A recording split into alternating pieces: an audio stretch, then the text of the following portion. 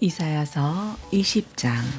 아시리아 왕 사르곤이 자기 군대의 총사령관을 보내어 블레셋 족속의 성읍 아스돗을 공격하여 점령한 해였다. 그 무렵 주께서 아모스의 아들 이사야에게 말씀하셨다. 너는 허리에 두른 베옷을 벗고 신발도 벗어라. 그래서 이사야는 주께서 명하신 대로 행하여 삼배의 겉옷을 벗고 속옷만 입은 채 맨발로 다녔다. 그 후 주께서 말씀하셨다. 내 종 이사야가 지난 3년 동안 옷을 벗은 채 맨발로 다닌 것은 앞으로 이집트와 구스가 당할 일에 대한 표징과 징조다. 머자나 아시리아 왕이 이집트 사람과 구스 사람들을 포로로 사로잡아 자기 땅으로 끌고 갈 터인데 그때의 젊은이나 늙은이 할 것 없이 모두가 옷이 벗겨진 채 벗은 몸과 맨발로 끌려갈 것이고 심지어 엉덩이까지 드러낸 채 끌려갈 것이니 이것은 참으로 이집트의 수치가 될 것이다. 그러면 구스를 의지하던 자들과 이집트를 자랑으로 여기던 자들이 두려워 떨면서 크게 부끄러워할 것이다. 또 그렇게 되면 지중해 연안에 사는 민족들이 한숨 쉬며 탄식하기를 보라, 우리가 의지하던 나라들 곧 아시리아 왕이 우리를 억누를 때마다 우리가 달려가서 도움과 보호를 청하던 나라들이 이런 지경이 되고 말았으니 이제부터 우리는 어디로 달려가서 도움을 호소해야 한단 말인가 할 것이다. 21장. 이것은 해변 광야에 대한 심판의 말씀이다. 남쪽 광야에서 세차게 불어오는 회오리 바람처럼 저 무시무시한 공포의 땅에서 침략자들이 밀려온다. 나는 두려운 환상을 보았다. 환상 가운데 주께서 말씀하시기를 반역자가 반역하고 약탈자가 약탈하는구나. 엘람 족소가 공격하라. 메대 족소가 포위하라. 이제 때가 이르렀도다. 내가 바벨로니아 제국에 짓눌려 탄식하는 온 세상 모든 민족들의 고통을 끝장내리라 하도다. 이 환상으로 인해 나의 허리는 끊어질 듯 아팠다. 마치 아이 낳는 여인처럼 나의 온몸을 덮친 극심한 고통 때문에 나는 어찌할 바를 알지 못하고 몸부림치며 괴로워했다. 정말로 두려운 환상이었다. 나는 내 귀로 들은 것 때문에 비틀거렸고 내 눈에 보이는 것 때문에 정신을 잃었다. 너무나도 무서워서 내 심장은 팔딱거렸고 내 마음은 공포에 사로잡혀 부들부들 떨었다. 하루의 근심을 훌훌 벗고 편히 쉴 수 있을 것이라고 기대했던 저녁 시간은 도리어 덜덜 떨리는 공포의 밤으로 바뀌고 말았다. 보라, 그들이 상을 차려놓고 방석을 펼쳐놓은 채 주저앉아 먹고 마신다. 너희 군대 지휘관들아, 일어나라. 일어나서 방패에 기름을 발라라. 주께서 내게 이렇게 말씀하셨다. 너는 가서 파수꾼을 세우고 그가 보는 대로 무엇이든 빠짐없이 보고하게 하여라. 만일 두 마리 말이 끄는 마차들이 보이거나 혹은 낙이나 낙타를 타고 오는 사람들이 눈에 띄면 정신을 바짝 차리고 세심하게 살펴보게 하여라. 그때 파수꾼이 크게 소리쳤다. 주인님, 나는 날마다 망대에 서서 주의 깊게 살폈습니다. 또한 나는 밤마다 내 위치를 굳게 지키고 있었습니다. 그런데 주인님, 보십시오. 저기 말 탄 자들이 이리로 몰려오고 두 마리 말이 이끄는 수많은 마차들이 우르르 몰려옵니다. 바로 이때 나는 하늘로부터 이런 음성을 들었다. 오, 함락되었다. 함락되었다. 마침내 바벨론이 함락되었다. 보라, 바벨론 사람들이 섬기던 모든 우상들이 다 부셔져 땅에 떨어졌구나. 아, 내 공포여, 타작마당에서 으깨지는 곡물처럼 갈기갈기 짓밟히고 으스러진 내 백성이여, 이스라엘의 하나님이신 전능하신 만군의 주께서 내게 보여주시고 들려주신 것을 내가 너희에게 그대로 전해 주었노라. 두마에 관한 주의 말씀이다. 누군가 세일산에서 소리쳐 나를 부른다. 파수꾼이여, 밤이 얼마나 남았느냐? 파수꾼이여, 이 밤이 언제쯤 새겠느냐? 파수꾼이 대답한다. 아침이 곧 올 것이다. 그러나 또다시 밤이 올 것이다. 묻고 싶으면 얼마든지 물어라. 다시 와서 내게 물어보아라. 아라비아에 대한 주님의 심판의 말씀이다. 드단의 상인들아, 장차 너희는 아라비아의 메마른 광야의 숲을 속에서 장막을 치고 밤을 세울 것이다. 대마 땅의 주민들아, 목마른 드단의 피난민들에게 마실 물을 가져다 주어라. 그들에게 먹을 것도 가져다 주어라. 그들은 칼을 피하여 도망쳐 나온 사람들이다. 대적들의 내려치는 칼날을 피해 팽팽히 당겨진 그들의 화살을 피해 치열한 전쟁터의 위험을 피해 도망쳐 나온 사람들이다. 이것은 주께서 내게 하신 말씀이다. 머슴이 머슴살이 하는 날수를 손꼽아 계산하듯 앞으로 손꼽아 1년만 지나면 게달 족속의 영화가 모두 사라질 것이다. 게달 족속이 자랑하는 그들의 가장 용감한 활 쏘는 전사들조차도 살아남는 자들은 지극히 적을 것이다. 주 이스라엘의 하나님께서 이렇게 말씀하셨다. 22장. 이것은 환상의 골짜기 곧 예루살렘에 대한 주님의 말씀이다. 된 일이냐?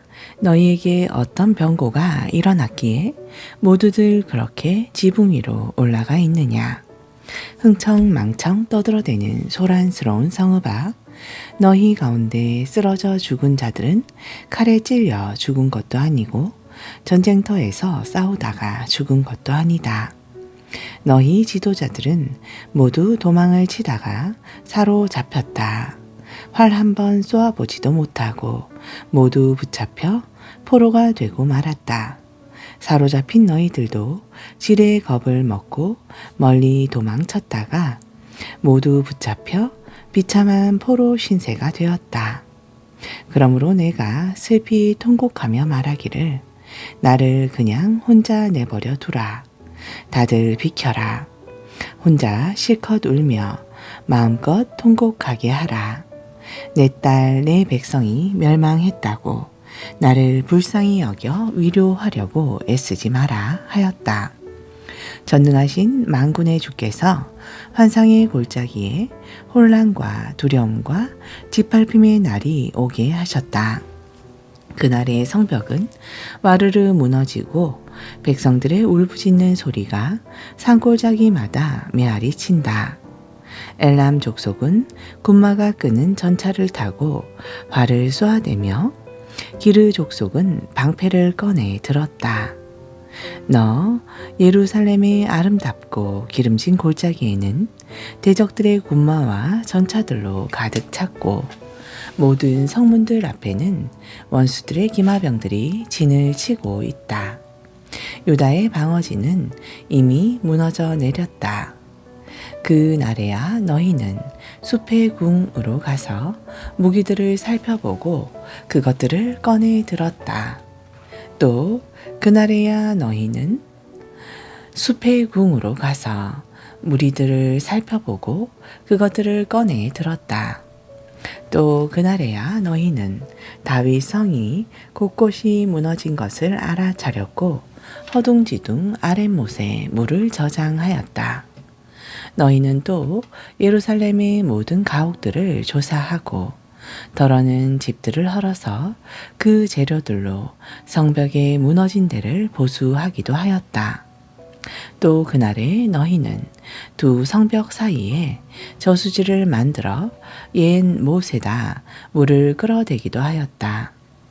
그러나 어리석은 백성들아, 너희는 이런 일을 행하신 주를 바라보지 않았고 오래전부터 이런 재앙을 계획하신 분을 찾지도 않았다.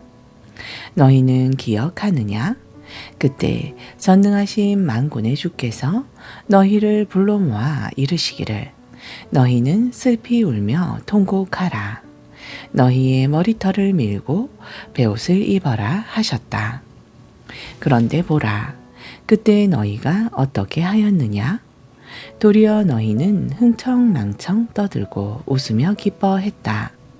소를 잡고 양을 죽여 그 고기를 먹고 포도주를 마시면서 외치기를 자, 내일이면 우리가 죽을 테니 오늘은 실컷 먹고 마시자 하였다. 그러므로 전능하신 만군의 주께서 뇌 귀에 대고 분명히 말씀하셨다. 이 죄는 너희가 죽을 때까지 용서받지 못하리라. 전능하신 만군의 주 하나님께서 이렇게 말씀하셨다. 전능하신 만군의 주께서 내게 말씀하셨다. 너는 군중 살림을 맡아 관리하는 총책임자 셈나를 찾아가서 나의 말을 전하라. 그에게 이르기를 너는 도대체 이 나라에서 무엇을 하는 사람이냐? 누가 여기에다 내 무덤을 만들어 놓으라고 했느냐? 도대체 내가 무슨 권리로 이 높은 곳의 바위에다 내 무덤을 파서 내 사후의 안식처를 꾸며 놓았느냐? 보라, 너 권세를 가진 자여, 이제 나 주가 너를 꼭 틀어쥐고 아주 멀리 집어던져 버리겠다. 내가 너를 실뭉치처럼 둘둘 감아서 드넓은 땅에 획 내던져 버리겠다. 거기서 너는 죽게 될 것이고 내가 즐겨 타던 너의 화려한 마차도 거기에 덩그러니 버려질 것이니 정녕 너는 내 왕궁의 수치가 될 것이다. 그렇다. 이제 내가 너를 관직에서 쫓아내겠다. 너를 그 높은 자리에서 와라 끌어내리겠다. 그날에 내가 너 대신에 hil기야의 아들인 내 종 엘리야김을 부르겠다. 그래서 내가 내 관복을 그에게 입혀주고 내 띠를 그의 허리에 메어주며 내가 지금 궁중에서 행사하는 모든 권리를 그에게 다 넘겨주겠다. 그리하여 내 종 엘리야김은 예루살렘 주민들과 유다 백성들에게 아버지 같은 웃 어른이 될 것이다. 그리고 내가 엘리야김에게 다윗 왕궁의 열쇠를 맡길 것이다. 그래서 그가 열면 닫을 사람이 없고 그가 닫으면 열 사람이 없을 것이다. 내가 그를 붙들어 주리니 마치 튼튼한 벽에 잘 박힌 못처럼 내가 그의 지위를 견고하게 세워주겠다. 그리하여 그는 가문의 영예를 크게 빛내는 사람이 되리니 그의 집안 전체가 그로 인해 부요함과 영광을 누릴 것이다. 그러나 가문의 모든 부요함과 영광이 온통 그에게 매달려 있게 될 것이므로 결국 그것이 그에게 무거운 짐이 될 것이다. 그의 집안 사람들과 친척들 모두 곧 작은 종지인 아이들이나 커다란 항아리인 어른이나 할 것 없이 모두 그 못 하나에 주렁주렁 매달려 있는 형국이 될 것이다. 그렇게 되면 어찌 그 못이 더 이상 견딜 수 있으랴. 아무리 튼튼한 벽에 단단히 박혀 있더라도 그날에는 그 못이 엄청난 무게를 더 이상 견디지 못하고 그만 삭아서 부러지고 말 것이다. 그때가 되면 그 못에 매달려 있던 모든 것들이 우수수 땅에 다 떨어져 왕창창 산산조각 깨지고 말 것이다. 이것은 주께서 하신 말씀이다. 23장 이것은 두로에 대한 주님의 말씀이다. 다시스의 베드라 슬피 울며 통곡하라. 두로가 망하여 황폐하여졌으니 이제는 너희가 들어가 쉴 집도 항구도 다 없어지고 말았다. 그렇다. 너희가 기띔 섬에서 들은 두로의 패망 소식은 모두 사실이다. 그동안 바다를 부지런히 돌아다니며 장사하던 시돈의 선원들 때문에 부유하게 된 너희 지중해의 바닷가 백성들아, 이제 입을 닫고 잠잠하여라. 지난날 두로와 시돈의 선원들이 시올의 곡물들, 곧 이집트 나일 강변에 비옥한 농경지에서 수확한 온갖 곡물들을 바다로 운반해 들였으니 참으로 두로는 문 나라들의 곡물 시장이 되었구나. 너 시도나 부끄럽구나. 너 바다의 요새인 두로야. 너도 수치스럽구나. 이제 바다가 너희를 버리며 말하기를 내가 몸부림치며 해산의 고통을 겪은 적이 지금껏 없으니 자식을 낳은 적도 없다. 정말로 나는 아들들을 기른 적도 없고 딸들을 키운 적도 없다 하는구나. 이 같은 소식이 이집트 사람들에게 전해지면 그들도 큰 충격을 받고 두라의 패망을 슬퍼하며 크게 낙심할 것이다. 너희 해변의 백성들, 곧 두로와 시돈의 주민들아, 슬피 울면서 저 멀리 스페인의 다시스 항구로 도망하여라. 이 황폐한 성이 그토록 유구한 역사를 지닌 그 성읍이냐? 너희가 항상 자랑하고 기뻐하던 그 성읍이 정말로 맞느냐? 그 성의 백성들이 먼 곳까지 나가서 뭇 식민지들을 세우던 바로 그 성읍이냐? 대답해 보라. 누가 두로를 이처럼 멸망시키기로 계획을 세웠느냐?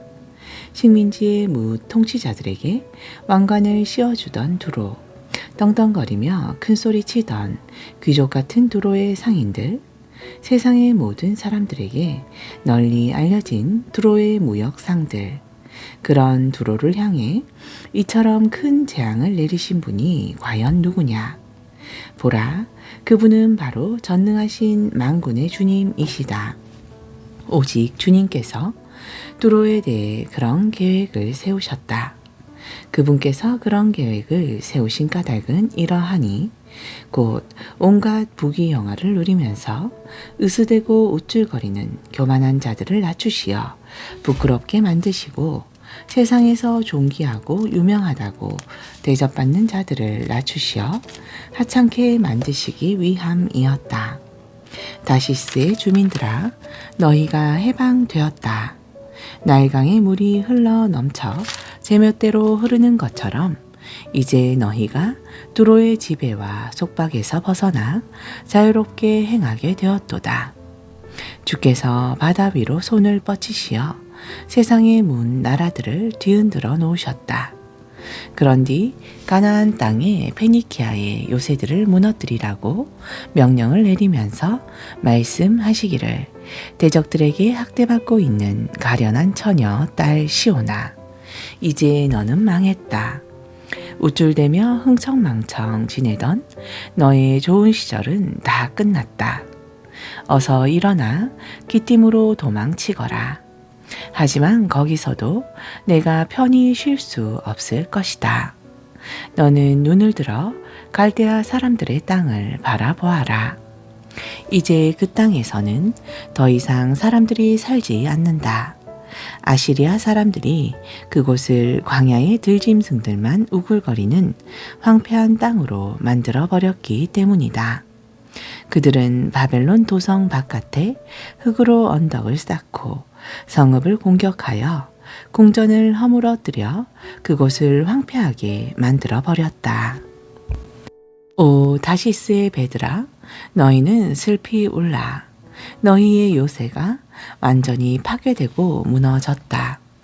이제 두로는 한 임금의 수명에 해당되는 70년 동안 사람들의 기억에서 완전히 잊혀지게 될 것이다.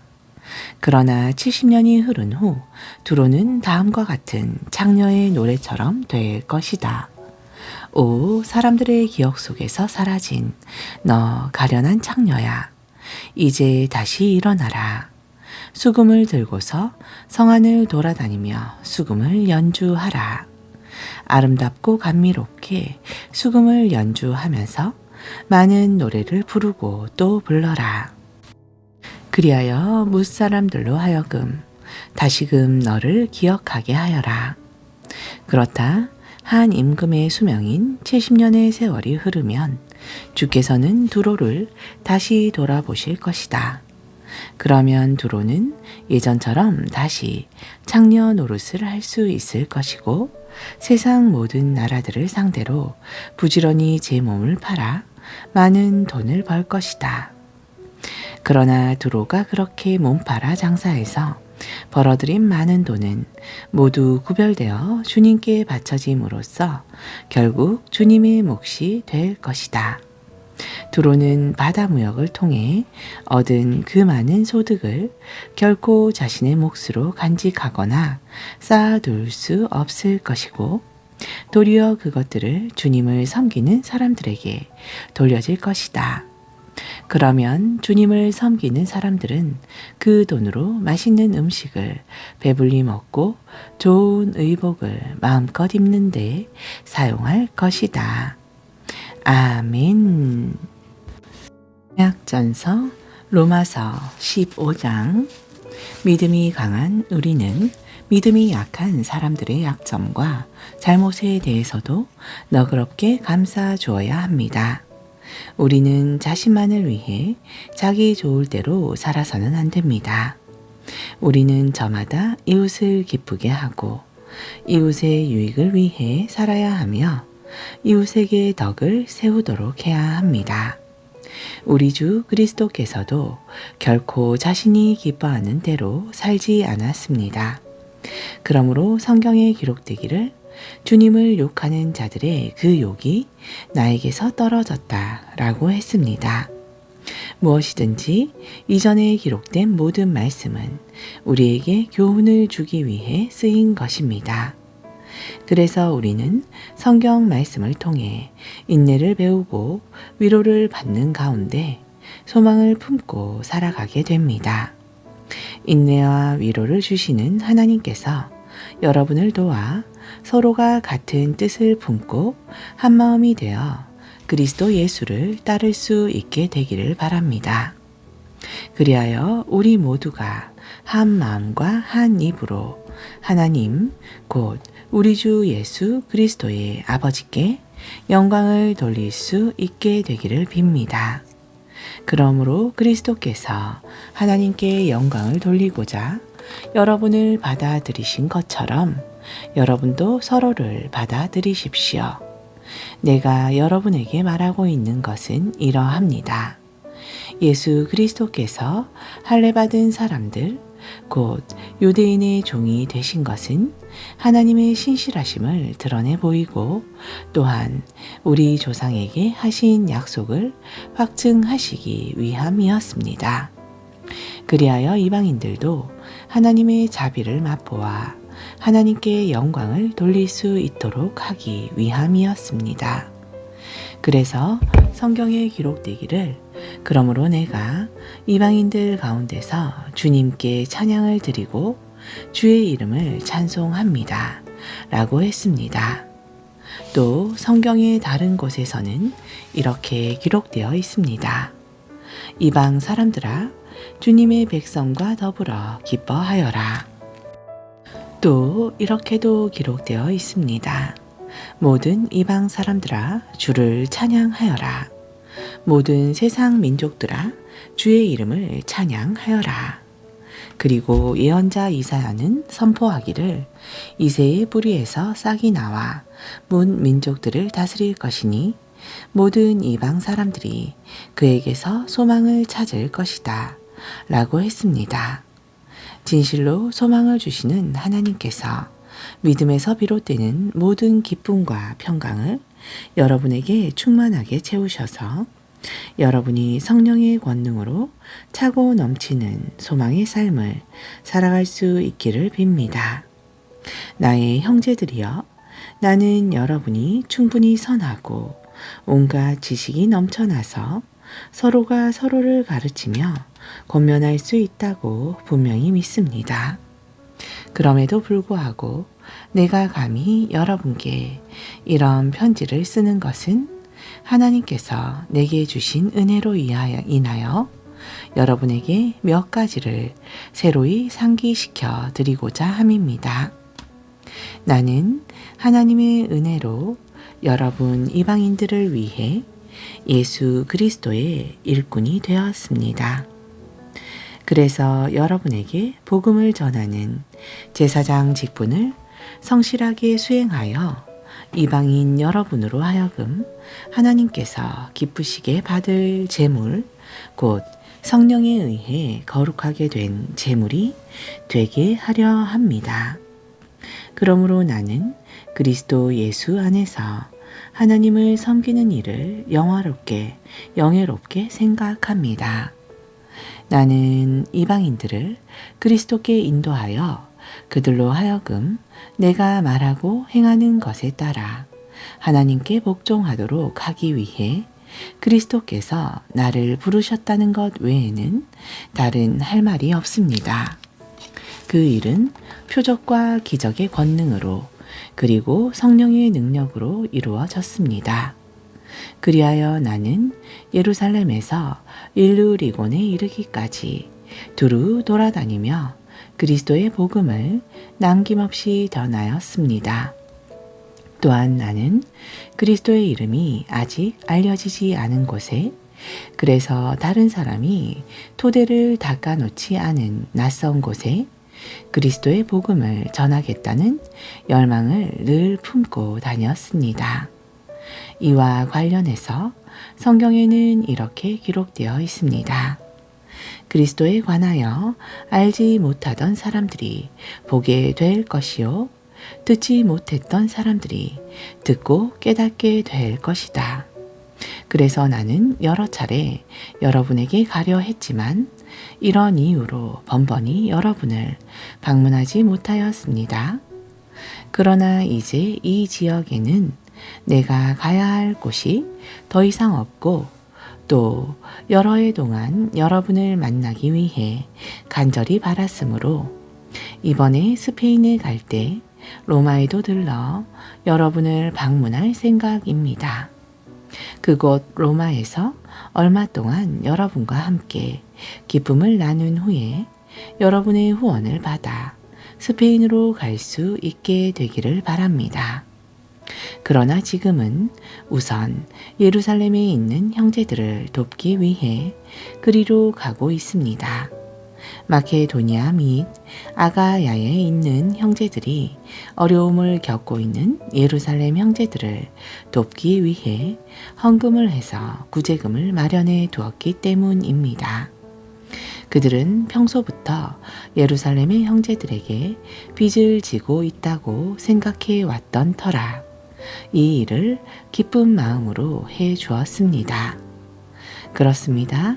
이방인으로서 유대인들의 영적인 복을 나누어 받았으니 이제는 이방인들이 자신들의 물리적인 복을 유대인과 더불어 나누어야 할 의무가 있습니다. 그러므로 나는 이 일을 완수하여 이 열매를 예루살렘 형제들에게 확실하게 전달한 후 여러분이 있는 로마에 들렀다가 멀리 스페인으로 가려 합니다. 내가 여러분에게 갈 때는 주께서 주신 충만한 복을 함께 갖고 가게 될 것입니다. 형제 여러분, 내가 주 예수 그리스도를 힘입고 또 성령의 사랑을 힘입어 여러분에게 간절히 부탁합니다. 나도 여러분을 위해 항상 기도하지만 여러분도 주님의 일을 위해 애쓰는 나를 위해 하나님께 열심히 기도해 주십시오.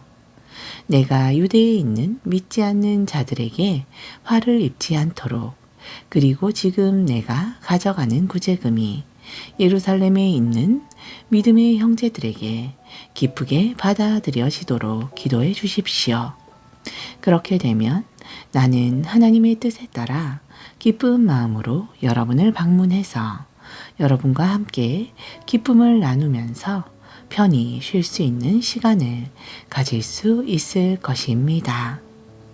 평강의 하나님께서 여러분 모두와 함께 하시기를 빕니다.